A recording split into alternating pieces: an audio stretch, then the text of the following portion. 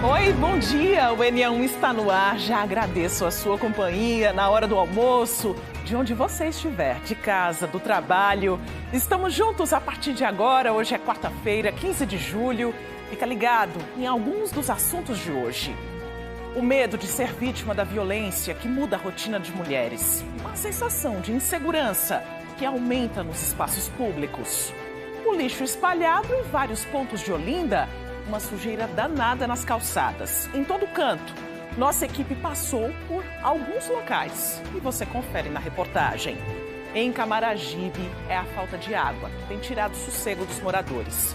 Eles contam que o abastecimento está irregular há 4 meses. Vamos falar ainda de uma licença que assegura o afastamento remunerado para trabalhadores que perdem familiares próximos. Tem assunto de saúde também, o cuidado com a pele das crianças. Participe do NA1 pelos nossos canais de comunicação, 3214-8500, tá aí na nossa tela. É o número do nosso WhatsApp, para você mandar sua mensagem, sugestão, reclamação. Bora então começar? Seguimos juntos até 13h. Agora são 11h49 e a gente começa com essa imagem do alto para você, com as imagens da Basílica do Carmo, no bairro de Santo Antônio.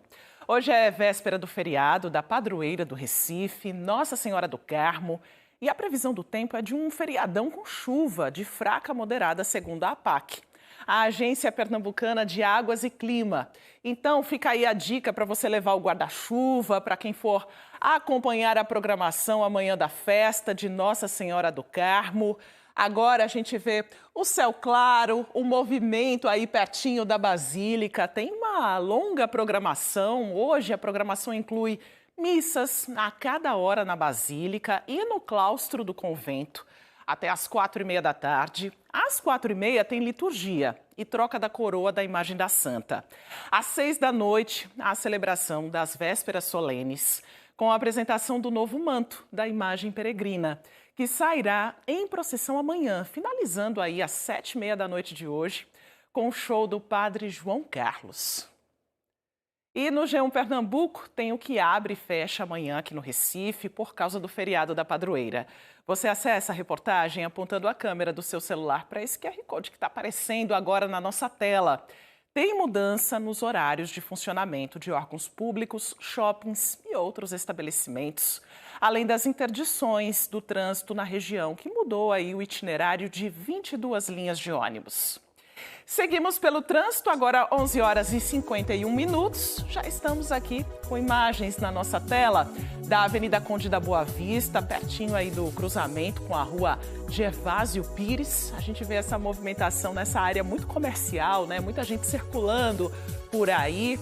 No lado direito a gente vê a movimentação de quem vai sentido centro do Recife, mas uma movimentação muito tranquila dos veículos por aí. No lado esquerdo os motoristas vão sentido Derby. Agora imagens para você da Avenida Engenheiro Abdias de Carvalho, no bairro dos Torrões. Na saída para a BR-232, para o interior do estado, daqui a pouco estamos partindo aí para um feriadão.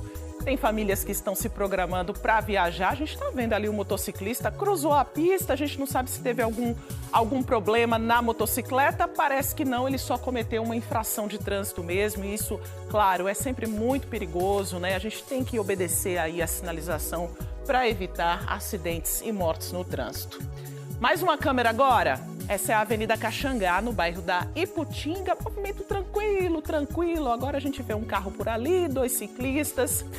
Os ciclistas e esses motoristas que aparecem agora no lado direito estão indo sentido São Lourenço da Mata, Camaragibe. A gente vê uma movimentação muito tranquila nos 2 sentidos da pista. E agora a gente segue com outros assuntos. Moradores e comerciantes de Água Fria estão enfrentando um problemão. A quantidade de lixo em várias partes, inclusive na feira. Eles dizem que até existe coleta, mas que não é suficiente. E para piorar, tem gente que descarta o lixo doméstico de forma irregular.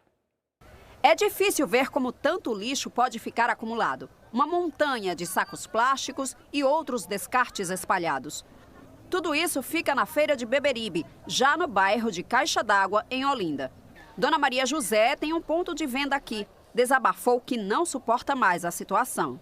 É horrível, né? Porque muita mosca, muito rato, até cobra tem no lixo, tá entendendo? Aqui fica mau cheiro, a gente adoece com mau cheiro do lixo, tá entendendo? Os comerciantes aqui. Na mesma rua da feira, a estrada de Águas Compridas, que alguns chamam de Estrada do Caenga, vimos outros pontos de lixo ao redor dos postes de iluminação. E este outro amontoado bem na calçada da Escola de Referência em Ensino Fundamental Santo Inácio de Loyola. Toma grande parte do caminho. Quem vem andando precisa desviar para o meio da rua. Tem que passar pela rua por causa desse lixo?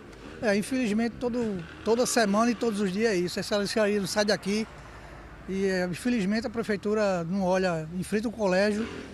E a gente tem que passar pela rua, se arriscando, ser batido por um carro aí, com essa lixaria aí, todos os dias.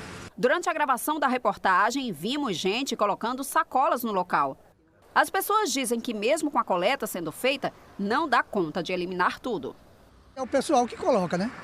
Porque tem um caminhão que sobe nessa rua aqui para pegar lixo aí. É regular essa coleta? Não sei. Agora, no momento, não sei te dizer, né? Porque eu só passo por aqui. Mas eu vejo o caminhão quando entra na rua. Agora aqui está permanente esse lixo aí. Daqui a pouco você vai ver, isso aqui está super cheio. Não pode passar, a gente tem que ir com os carros, junto com os carros. Agora, na frente do meu comércio, tinha um cachorro dentro de um saco. Jogaram lá. Um cachorro morto. Quando eu peguei o saco pensando que era lixo, o cachorro caiu.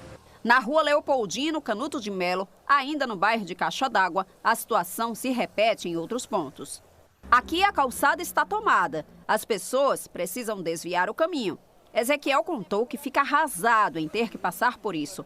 Ele usa cadeira de rodas e disse que seguir por aqui é humilhante. Todo dia eu tenho que encarar essa dificuldade.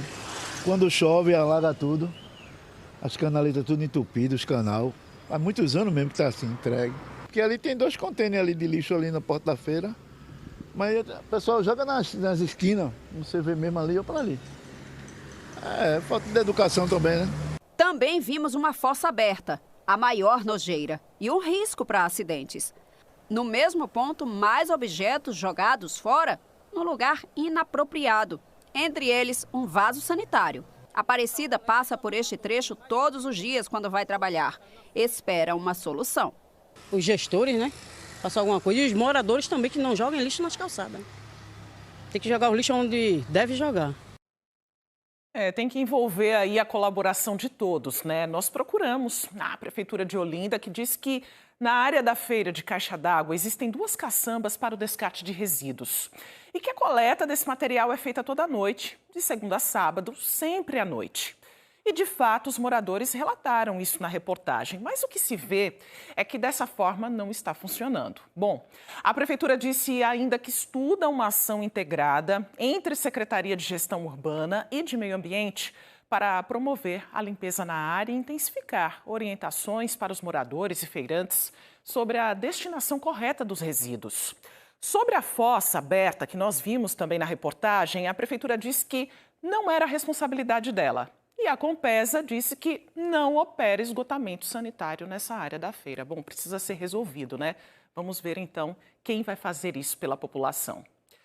Agora a gente fala sobre capacitação profissional. Em um mundo cada vez mais tecnológico, né? Aprender sobre inteligência artificial faz diferença no currículo. E tem vagas abertas para cursos de graça. Daniele Fonseca tem os detalhes para a gente. Como é que faz para se inscrever, hein, Daniele? Bom dia. Oi, Maristela, bom dia para você, bom dia para todos. Passo já o canal, viu, para vocês. Eu falo ao vivo aqui de uma sala de aula, né, onde o pessoal está tendo acesso a esse conteúdo desde 8 horas da manhã de hoje. É a primeira aula, ao todo são 340 vagas que também ainda estão disponíveis em 22 cursos.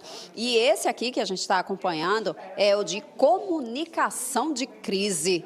Um nome assim que causa um certo impacto, né? Estou aqui com a Ana, que é estudante de jornalismo. Ana, até agora, o que foi que você recebeu de conteúdo sobre esse curso, essa disciplina, hein? Bom dia. Bom dia. Eu acho que, assim, a questão de toda a comunicação ser...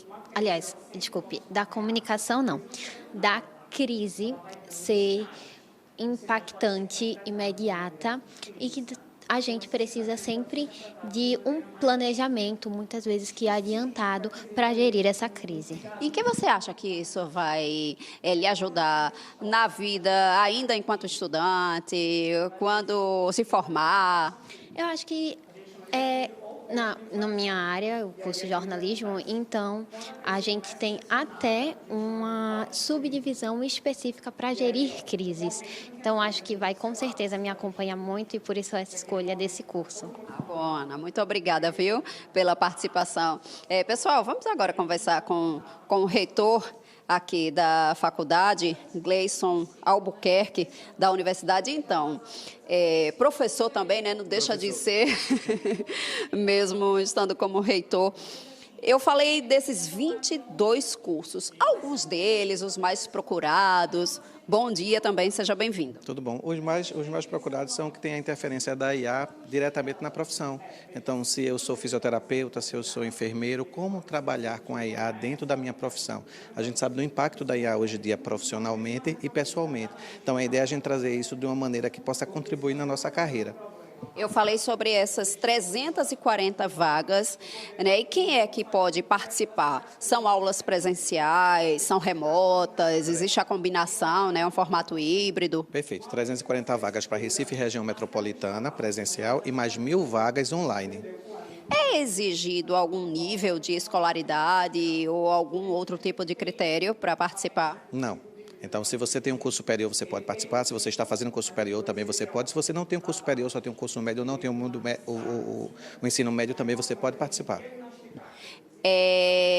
Quanto tempo é duração das aulas, enfim, as informações que possam ajudar nesse sentido? A ideia é microcertificação, né? Então, tem encontros que tem cursos que é um encontro só de 2 horas e tem curso de 2 encontros, cada um com 2 horas.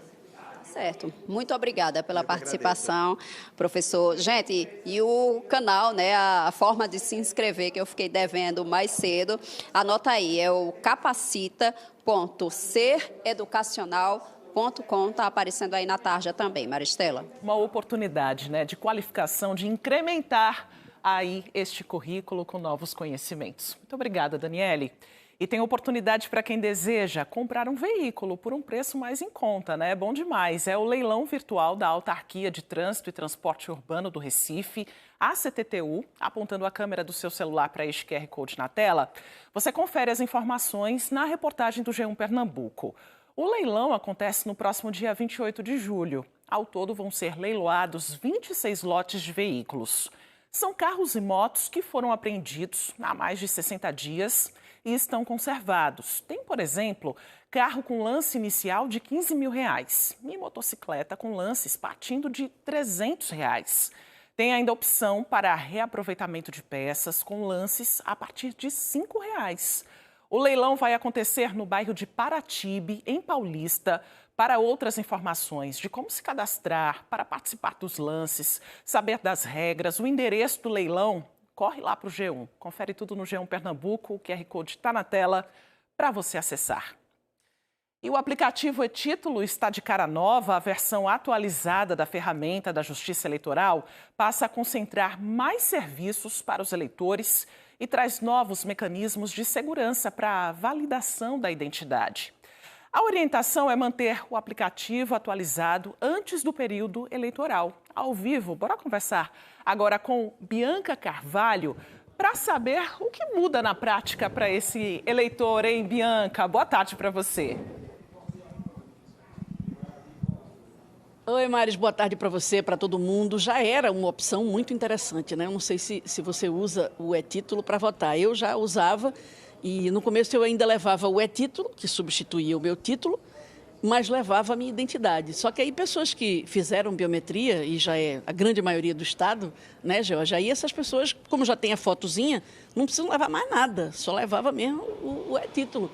E agora, e por isso a gente convidou Georgia Maciel, que é secretária de Informática daqui do TRE, para dizer para a gente, além da possibilidade que a gente tem de olhar onde é que vota, de pegar o endereço e, principalmente, de provar que você é você e que você vota naquele lugar. O que mais? Boa tarde, Georgia. Boa tarde a todos. O e-título ele vem se consolidando como sendo uma plataforma de acesso à justiça eleitoral, para facilitar, para que aqueles eleitores não precisem vir ao tribunal solicitar serviços. Serviços como, por exemplo, certidões de quitação.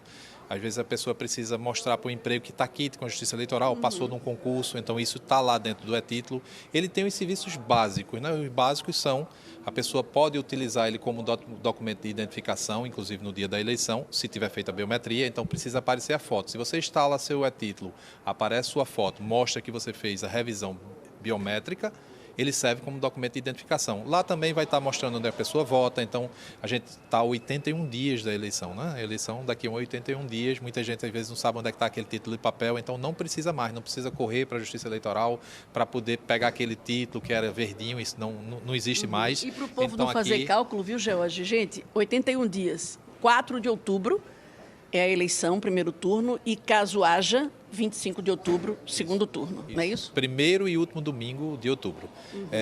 Então, além de todas essas funcionalidades, a gente agora acrescentou possibilidade de, para quem é filiado, ter o histórico, não precisa vir na Justiça Eleitoral, consegue o histórico de filiação, são novos recursos. Ele consegue, quem é mesário, que fez, por exemplo, a pessoa que se cadastrou como mesário voluntário e passou num concurso, não vai poder mais ser, é magistrado, alguma outra coisa assim, pode fazer o descadastramento. Para pagar aquela multa. Pronto. A parte de multa eleitoral agora pode fazer via Pix, PagSeguro, então, ou com PagTesouro, então pode ser feito também, então não precisa mais também vir à Justiça Eleitoral. Então a ideia é que a gente facilite cada vez mais a vida do eleitor e aí ele baixando o e-título, ele tem acesso a todos esses serviços. Emitiu certidão, quem vai receber essa certidão tem como conferir, pode pegar o celular, utilizar o QR Code para poder validar, então assim... Cada vez mais, a cada eleição, a gente vem incluindo novas funcionalidades para que o eleitor não precise mais se deslocar ao tribunal fisicamente e possa fazer isso tudo eletronicamente, inclusive em qualquer lugar do país, né? A gente tem muitos eleitores que estão fora do país. E é muito importante também que a gente diga às pessoas, pronto, vamos lá, duas situações. Nunca tive, quero baixar, ou baixei o antigo, preciso atualizar? Responde isso para a gente. O ideal, assim, quem nunca teve, pode entrar nas lojas dos seus respectivos aparelhos, no App Store, ou no Apple Store, no Android. É loja, mas não paga não, viu, gente? É só baixar. O aplicativo é free, então chequem lá, sempre é da Justiça Eleitoral, o emissor é o TSE, é de graça, não gasta nada com isso. Tem gente que deixa o celular sem a opção de atualização automática. Quem tem atualização automática, esse aplicativo vai se atualizando. Então, não teria problema nenhum. Mas aí, o ideal, como a gente já está ficando pertinho da eleição, é que os eleitores façam lá, já baixem o e-título, passem a utilizar essa ferramenta, porque, por exemplo, vou dar um exemplo. No dia da eleição, na véspera da eleição, digamos que o seu local de votação aconteceu... quebrou o telhado, alguma outra coisa, a gente vai ter que relocar, então ele consegue ver isso, então ele consegue acompanhar tudo. Então o ideal é que ele tenha já esse aplicativo já instalado para não deixar para a última hora, né? Tá certo, George Maciel, muito obrigada pelas informações. Aproveita, você está assistindo a gente agora, pega aí teu celular, checa lá se você tem, foi o que eu perguntei para ele, o meu eu tenho, já estava atualizado, porque ele já fica atualizando. Não tem? Vai lá, baixa esse danado, para não correr o risco de chegar perto da eleição e você não conseguir, porque congestiona, a gente gosta, né?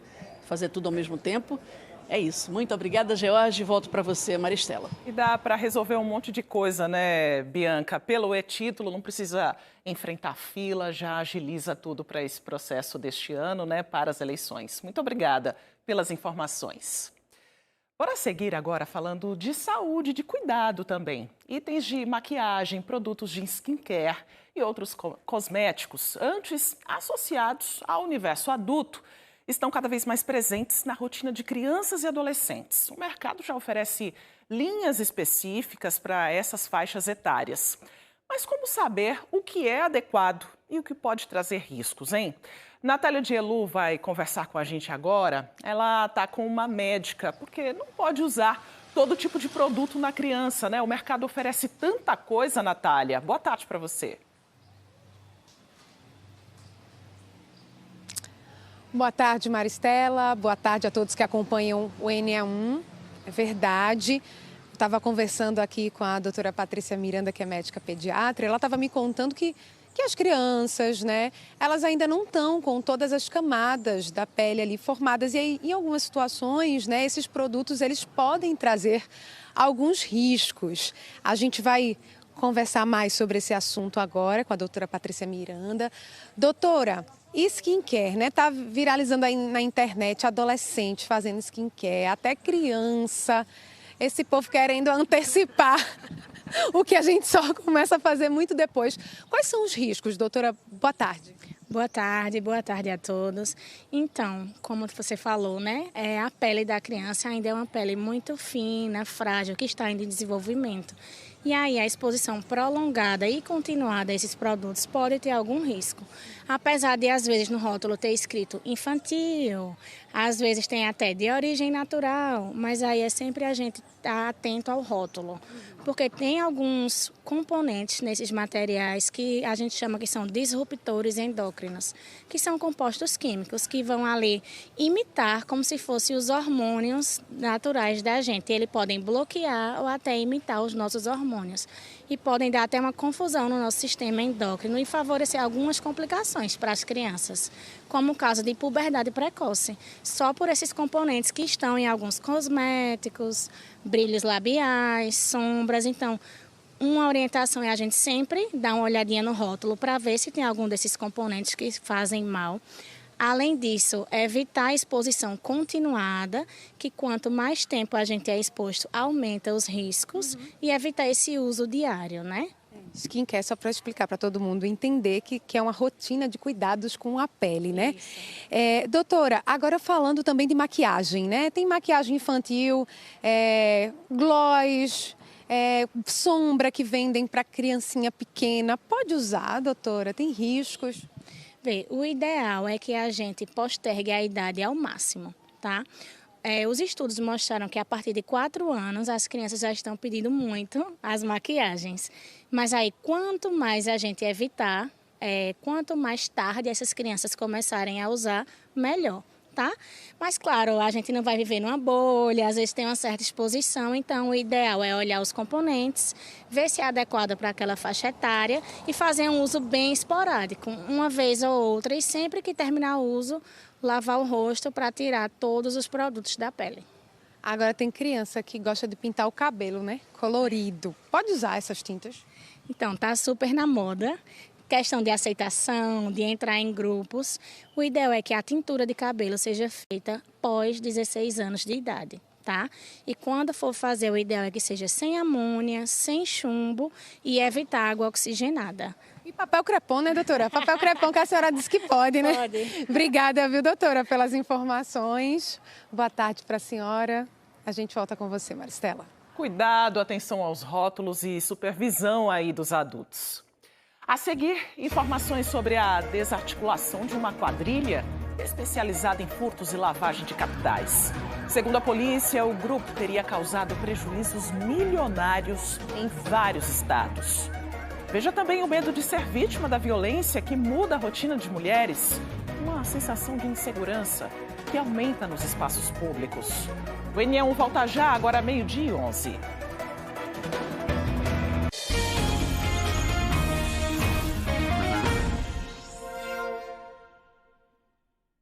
NE1 de volta e a gente fala agora de um problema que tem tirado o sossego de moradores de Camaragibe. Em uma rua do Alto Santo Antônio, no bairro do Timbi, famílias reclamam que estão sem abastecimento regular de água há cerca de 4 meses. Muita gente tem recorrido ao caminhão-pipa, um gasto a mais que está pesando no orçamento. Quando a água falta por um dia, a rotina muda. Quando falta por 4 meses, o que era exceção acaba fazendo parte da rotina. No Alto Santo Antônio, no bairro do Timbi, em Camaragibe, os moradores estão se virando como podem. Na casa de seu Gilvan, 3 caixas d'água que juntas armazenam 9.000 litros estão completamente vazias. Nas torneiras, não sai nada. É revoltante, né? De você pagar uma coisa e não ter consumido. Porque se a gente vai no restaurante e consome, a gente paga. Aqui eles querem que a gente pague uma coisa sem consumir. O problema, segundo os moradores, não atinge apenas uma casa. Eles se reuniram para mostrar que a falta d'água afeta boa parte da rua. Eles contam que já procuraram a Compesa diversas vezes. Guardaram protocolos, apresentam as contas pagas e também recorreram à ARP, a Agência de Regulação de Pernambuco. Mas até agora, nada foi resolvido.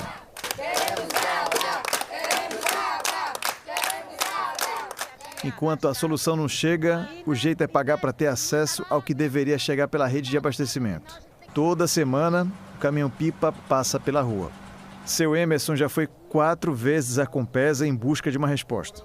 Ele mostra os protocolos das reclamações e conta que o gasto com água já pesa no orçamento da família.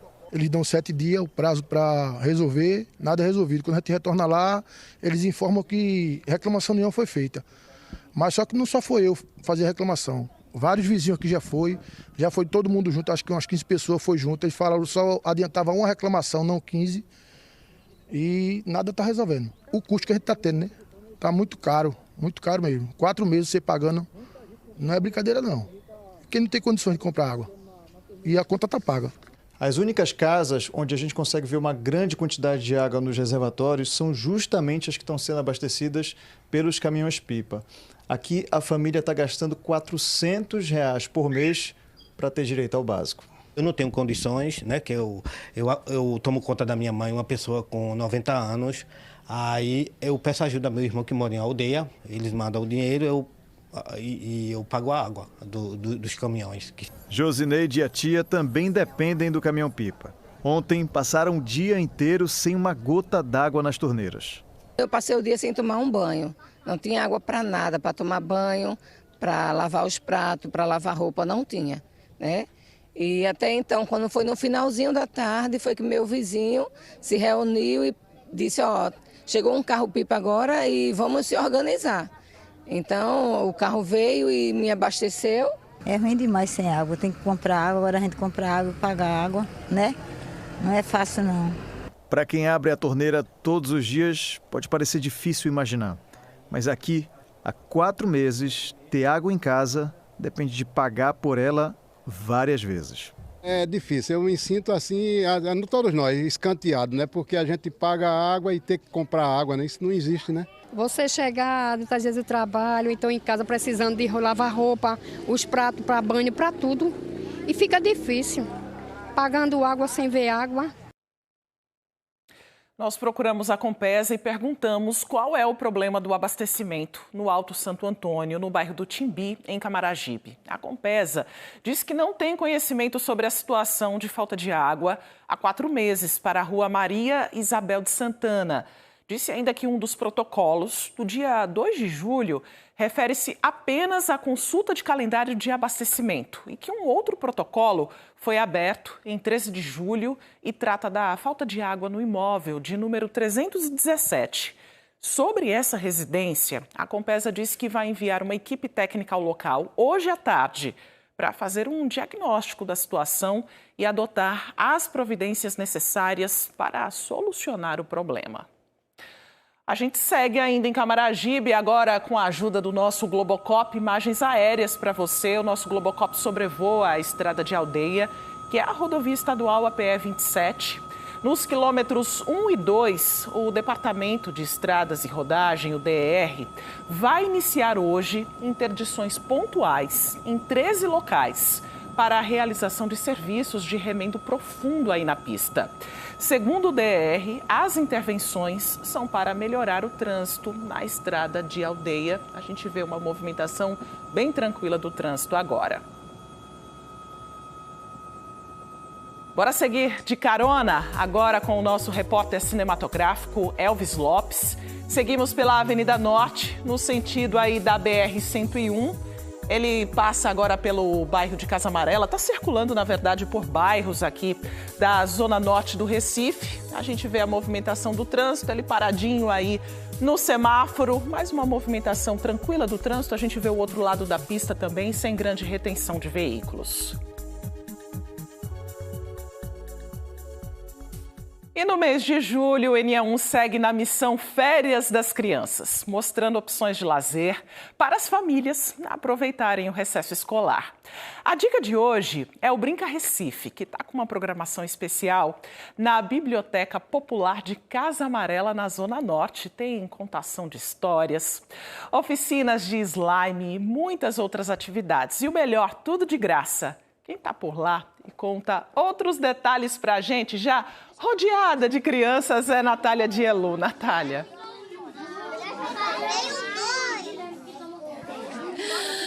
Oi, Maristela. A criançada está aproveitando muito aqui na Biblioteca Popular de Casa Amarela. Agora, eles estão no momento da pintura, mas todo mundo estava muito orgulhoso aqui, ó, com o slime que fizeram. A professora está até aqui, ó, completando o slime. Me conta, qual é o seu nome? Meu nome é Cauã. Como é que foi hoje? O que é que vocês já fizeram hoje? Fizemos muitas brincadeiras, assistimos um filme muito legal e fizemos essas de slime. Ela que estava toda orgulhosa, porque fez um slime diferentão, né? Colocou umas bolinhas aí, me conta. Qual é seu nome? Liz. Mostra o seu slime pra gente, que quando eu estava aqui você disse, olha tia, coloquei umas bolinhas no slime. E aí, o que é que você está achando das férias? Está aproveitando muito? O que é que está fazendo? Eu tô achando legal. E você, qual é seu nome? Maria Clara. Maria Clara, me conta como é que você está aproveitando as férias, como está sendo compartilhar também esses novos aprendizados com os colegas. É muito legal. Eu brinco com minha prima, com minhas duas primas, elas ficam lá em casa brincando comigo. Aí eu vou em Casa Amarela, vou em vários lugares. E hoje aqui? Tá muito legal. A gente assistiu 3 filmes, a gente fez slime e agora tá pintando. Olha, gente, que lindo. Estão pintando a Mônica. E o legal é que essa atividade não está acontecendo somente aqui. Vou pedir para a Day Santos levantar junto comigo para a gente falar com o secretário Rafael Arruda, que é secretário de Cidadania e Cultura de Paz aqui do Recife. Secretário, conta pra gente onde é que estão acontecendo essas atividades, como é que faz para as famílias se organizarem para levar as crianças. Boa tarde. Boa tarde. Aqui no Brinca Recife, que é a colônia de férias da Prefeitura do Recife, a gente tem atividades que começaram no dia 9 e vai até o dia 23. As atividades estão em toda a Rede Compaz, em todas as nossas 6 unidades aqui no Recife, nas unidades da biblioteca, da Rede de Bibliotecas pela Paz, nossas 3 unidades da biblioteca, algumas unidades de escolas daqui do município do Recife e temos atividades gratuitas. Todas as atividades elas são gratuitas, tá?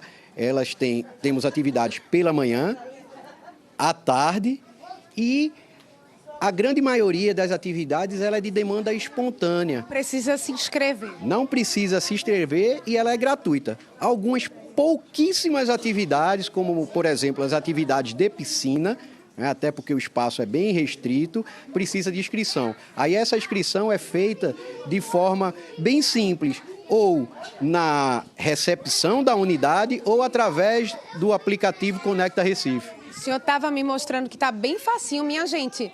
Quem tem o Conecta Recife, abre o aplicativo. Logo na capa do aplicativo vai ter essa programação de férias. Aí vai ter lá, ó, a lista das unidades do Compaz, das bibliotecas onde está acontecendo. Aí dá para ver a programação no Conecta Recife. Dá para também se inscrever nessas atividades que precisam se inscrever. Mas a maioria não precisa se inscrever. Só para fechar, deixa eu conversar aqui. O que você ainda quer fazer nessas férias? Me conta. Eu ainda vou querer vir pra cá. Vir mais pra cá? Qual é teu nome? Ana Júlia. Tá bom, Ana Júlia. Obrigada, viu, gente? Fica aí, né, esse serviço, essa ótima opção para as férias, que ainda tem aí, ó, mais 2 semanas, Maristela. E as crianças aproveitando bastante, né, Natália? Agora, 12h24, seguimos com outros assuntos. Uma investigação que começou em outubro de 2025 mira uma quadrilha especializada em furtos e lavagem de capitais. Segundo a polícia, o grupo atuava de forma organizada em diferentes estados e teria causado prejuízos milionários. Mário Carvalho já está pronto aqui na nossa tela, na sede da Polícia Civil, com as informações ao vivo. Oi, Mário, boa tarde. Oi, Maristela, boa tarde para você, boa tarde a todos. 11 pessoas foram presas. Eu vou conversar aqui com o delegado João Paulo de Andrade. Como foi que a polícia chegou até essa quadrilha? Boa tarde para o senhor. Boa tarde a todos que nos acompanham. Essa organização criminosa foi identificada após subtração mediante arrombamento à agência bancária em Camaragibe. Nós conseguimos, naquela ocasião, reunir elementos robustos de autoria, como coleta de material biológico, né, amostra biológica e uma garrafa que eles deixaram e o ferramental apreendida, e através dessa confrontação foi possível a identificação de dos envolvidos, além de identificação de veículos com placas clonadas, adulteradas, né? E também com placas registradas em nome de terceiros para dificultar a investigação. O senhor citou aí a ação deles em um banco, né? Mas tinha ação em outras tipos de empresas também, né? Como é que essa quadrilha agia exatamente? Esse grupo criminoso ele tinha a divisão de tarefas, né? Era dividido em 3 núcleos. O núcleo executor operacional, responsável pelos furtos qualificados mediante arrombamento. O núcleo técnico, responsável pelo desligamento do fornecimento de energia e na utilização de câmeras e alarmes desses estabelecimentos comerciais. E o núcleo financeiro, responsável pela ocultação de valores e posterior reintrodução na economia formal. Qual é o prejuízo estimado que eles fizeram, né? Prejuízo estimado, essas lojas da rede de perfumes, chega a R$2.400.000. No total, através da análise financeira, nós identificamos que eles movimentaram uma quantia superior a R$11.800.000 no período de 2 anos. Vocês estavam explicando aqui mais cedo que eles atuavam em alguns estados aqui do Nordeste, incluindo aqui Pernambuco, né? Onde é que eles atuavam exatamente? Eles atuaram em Atalaia, cidade, né, no interior de Alagoas, em Pernambuco, Paraíba e Rio Grande do Norte. Nós conseguimos identificar em diversas cidades do interior e também cidades de porte maior, como Campina Grande, em Olinda.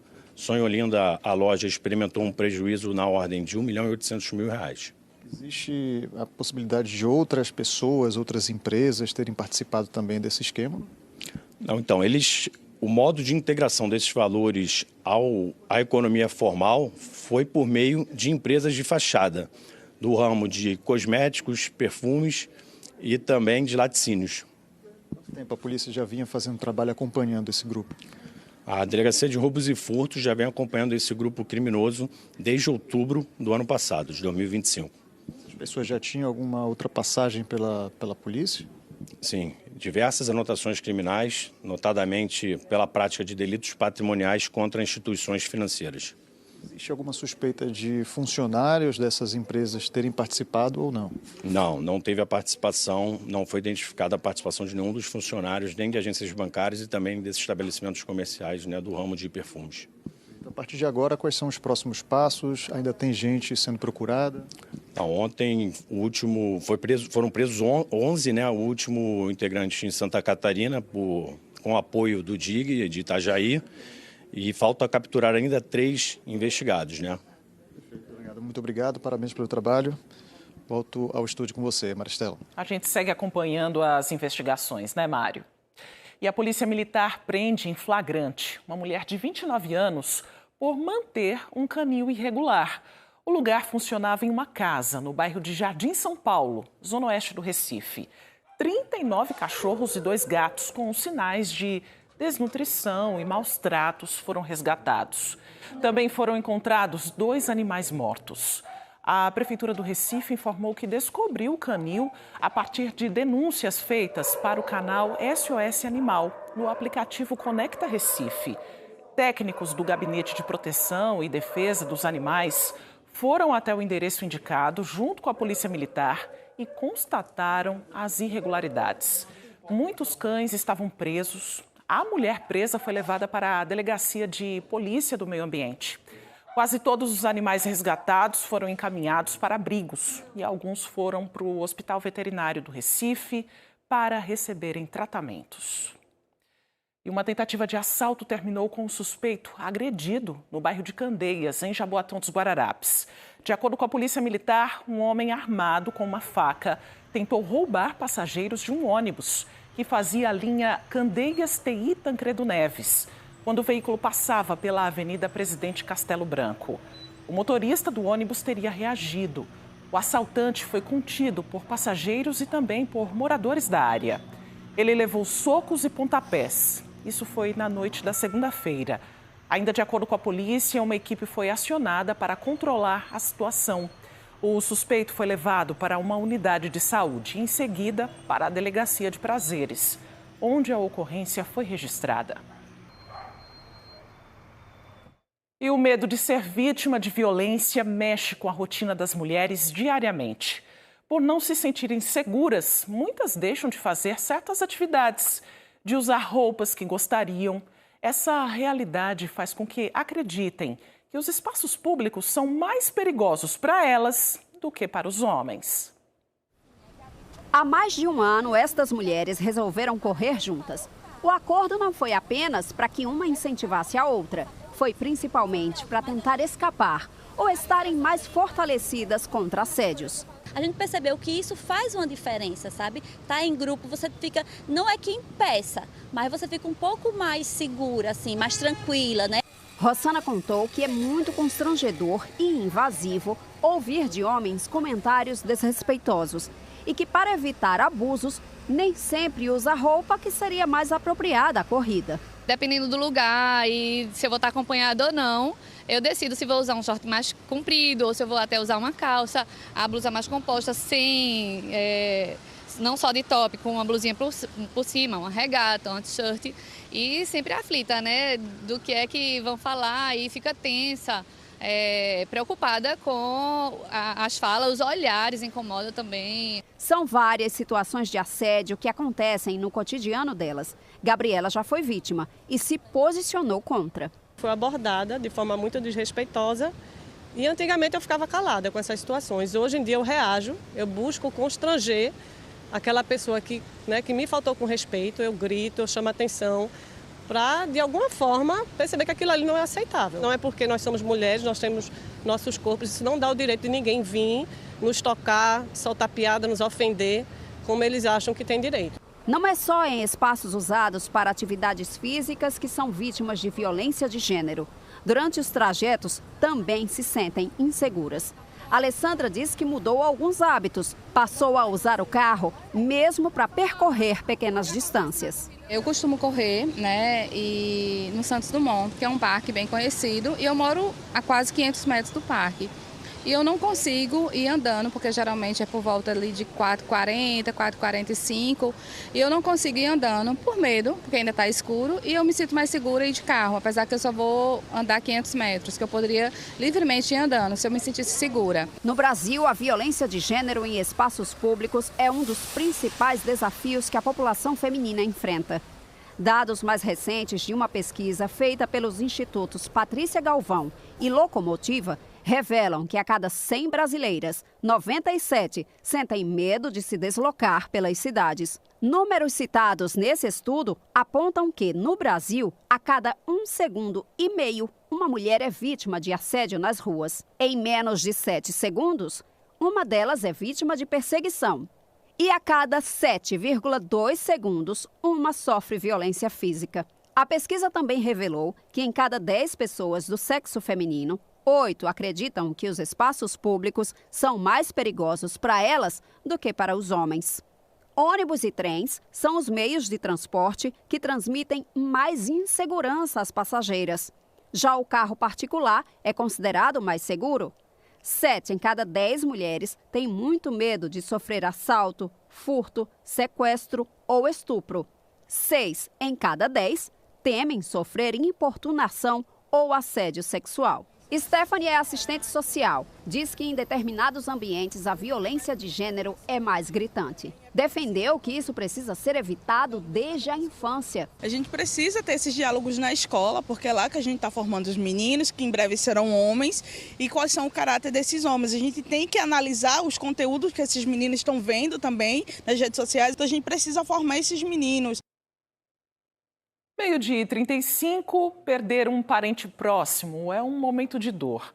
Quando situações assim acontecem, a legislação assegura uma licença remunerada para os trabalhadores. Vale para empregados com carteira assinada e também para servidores públicos em caso de falecimento de familiares próximos. Não há desconto no salário ou necessidade de compensar as horas.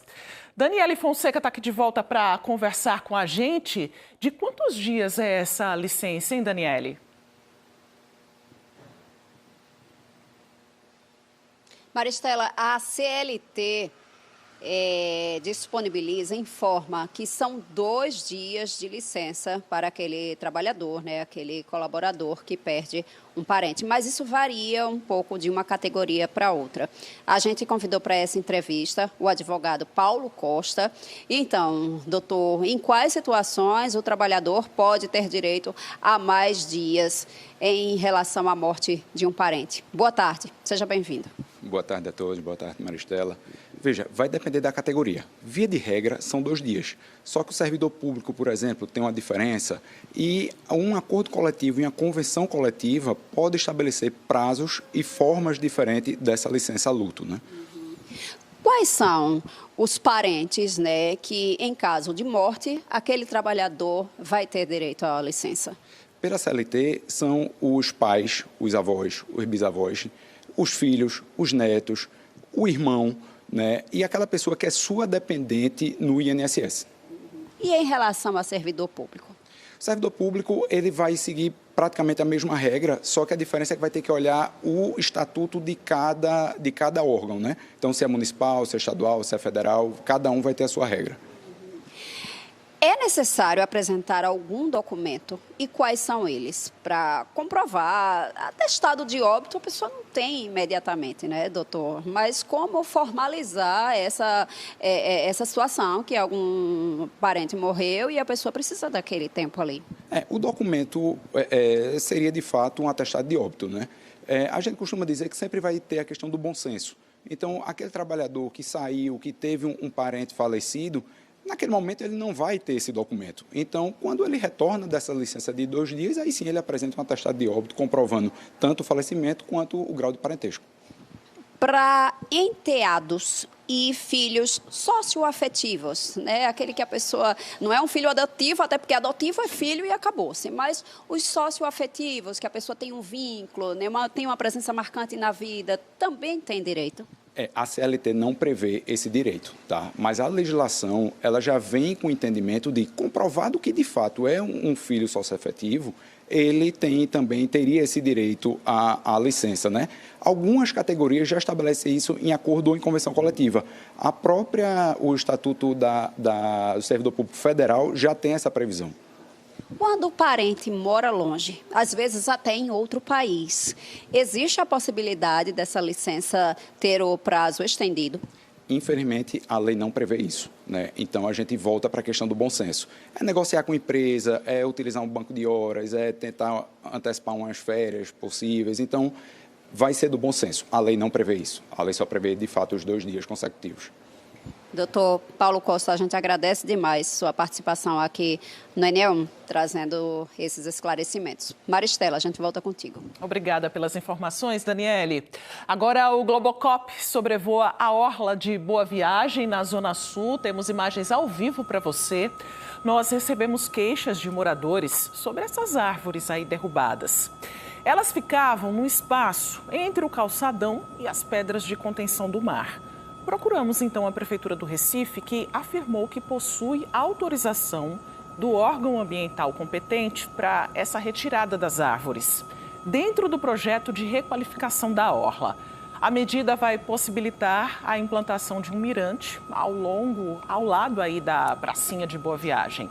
Ainda segundo a Prefeitura, vão ser plantadas 600 árvores em toda a extensão da orla, das quais 456 já foram plantadas.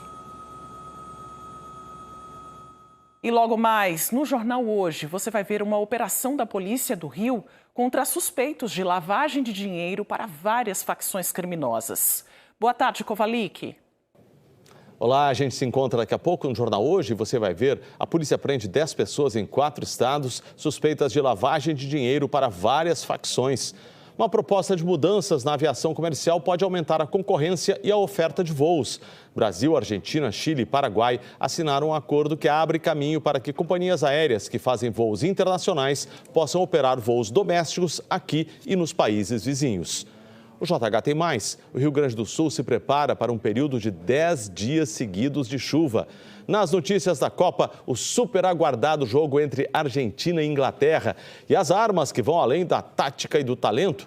Argentinos e ingleses apelam para a superstição. A Argentina, por exemplo, vai jogar de camisa azul, a mesma cor da vitória histórica contra os ingleses na Copa de 1986. Espero você no Jornal Hoje. Até lá. A quadrilha pernambucana junina Raio de Sol conquistou o título do 20º Concurso Nacional de Quadrilhas Juninas, que é promovido pela Confederação Brasileira de Entidades de Quadrilhas Juninas. O concurso foi realizado em Canaã dos Carajás, no Pará, no último fim de semana. Essas imagens são da apresentação que levou a Raio de Sol a garantir o título de campeã. Com o tema Sou o Coração do Folclore Nordestino, a quadrilha mostrou identidade, o pertencimento e a riqueza do folclore nordestino. Com a vitória, a Raio de Sol se consolida como bicampeã nacional do concurso. Este ano, a quadrilha, que é patrimônio vivo de Pernambuco, também conquistou o tetracampeonato da etapa estadual do Festival de Quadrilhas Juninas aqui da TV Globo. Parabéns a todos os integrantes. A seguir, as notícias esportivas. Hoje tem a definição do segundo finalista da Copa do Mundo. Um jogão entre Argentina e Inglaterra com transmissão ao vivo aqui na Globo. É já, agora 12h42.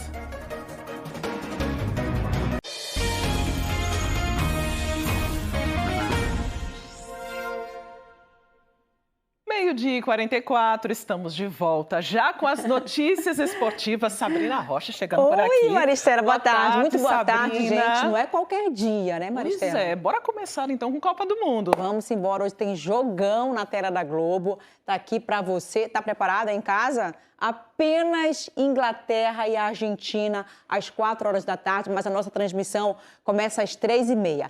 Quem vencer vai pegar a Espanha na grande final. A Espanha que ontem desbancou a favorita, não é isso? A França venceu por 2-0 a Espanha num jogo emocionante. A Espanha jogou demais e ninguém esperava, né, Maristela, que fosse dessa forma, assim, avassaladora, incontestável a vitória da Espanha, que agora chega grandona, ainda maior a essa final, Mari. Só está esperando agora o adversário. Isso, exatamente, né? Um super jogo e com uma história que vai bem além do futebol, gente. A rivalidade entre a Argentina e a Inglaterra vai muito além das 4 linhas. Tá? As duas seleções já se enfrentaram 5 vezes em Copas do Mundo e protagonizaram momentos que marcaram a história do futebol, mas não é só isso, não.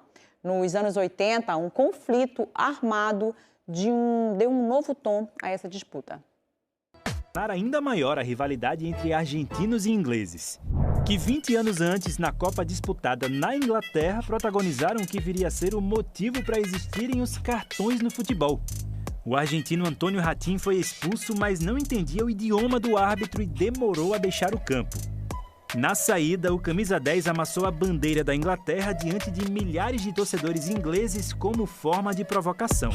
Em 1966, a Inglaterra saiu de campo classificada, mas a rivalidade entre os dois países só viria a atingir um patamar mais elevado anos depois, e não com algo que aconteceu dentro de campo. Para entender melhor o que argentinos e ingleses sentem um pelo outro, é preciso mergulhar nos livros de história. As Ilhas Malvinas estão localizadas no Atlântico Sul, numa região entre a Argentina e a Antártida. Desde o século XIX, o controle desse território pertence aos britânicos. Mas em 1982, a Argentina, que vivia uma ditadura militar, reivindicou a posse e os países entraram em guerra. O conflito durou 3 meses e acabou com mais de 600 militares argentinos mortos, além de 3 moradores e 255 militares britânicos. O controle se manteve com o Reino Unido. É uma partida de futebol, não é? Não busquemos outra coisa, é uma partida de futebol. Por mais que o técnico Lionel Scaloni tente manter o foco só no futebol, a torcida não para de cantar.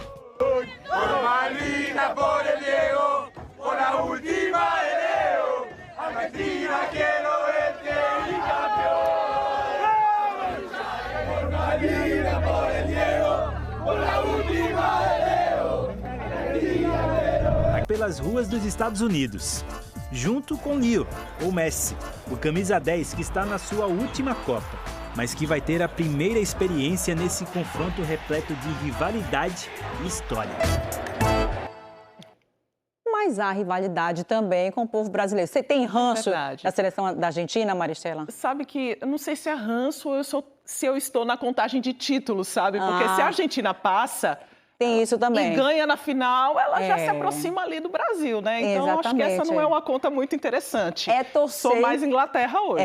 Olha, a Maristela hoje tem palpite. Gente, Maristela hoje... Nessa conta de títulos, muito bem, gente, Maristela. Defendendo o Brasil, muito sempre. Bem, muito bem. Agora, esse jogo de hoje, a Argentina tem um Messi, 39 anos de idade, já fez 8 gols nessa Copa, é o maior artilheiro da história das Copas.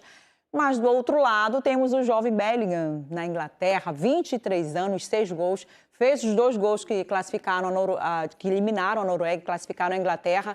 Então, assim, vai ser um jogão, minha gente. 13h30 da tarde, começa o nosso aquecimento, liga a TV e vamos acompanhar para ver quem vai para essa final. Vai ser bom demais. Bora falar, então, sobre o Náutico. Sabrina falou ontem, né, que o presidente do clube convocou uma entrevista coletiva. Então, e aí, Sabrina? Depois de 7 jogos sem vencer na Série B, Bruno Becker, presidente do Náutico, convocou a imprensa. E estava todo mundo na expectativa para saber se ia ter mudança no comando técnico, mas o presidente disse que ainda não é o momento para mudanças radicais. Bem, a Lília Fonseca está na nossa redação, vai contar para a gente sobre a entrevista do Bruno Becker ontem e a do Hélio dos Anjos hoje pela manhã. O Hélio dos Anjos foi naquele estilo super sincero e abriu o bocão, conta tudo. Lilian, boa tarde. Boa tarde, Lilian.